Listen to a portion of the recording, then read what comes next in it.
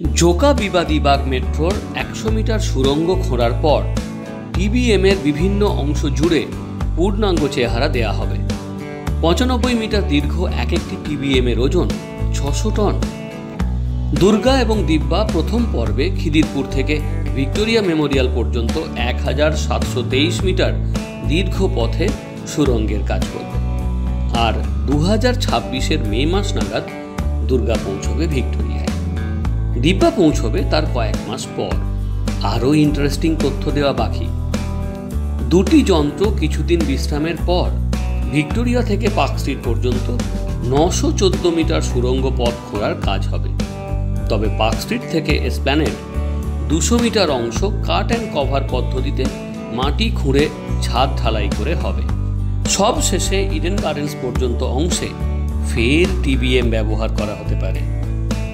তবে এবার যন্ত্র ও মাটির মধ্যে যাতে ফাঁক না হয়, জল ঢুকতে না পারে, সেই ব্যবস্থাও নিয়েছে মেট্রো রেলের আধিকারিকরা। We have lowered 2 tunnel boring machine, and I am told by my engineers from L&T that this is the first time that 2 tunnel boring machines have been lowered in 1 month itself.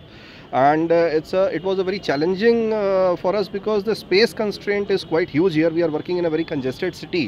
So you see, the normally length of a tunnel boring machine is 105 meters, but we have lowered it in a very small launching shaft of 37 meters. So you see, a part of the tunnel boring machine has been lowered and remaining gantries are here, and they are being connected by umbilical cords.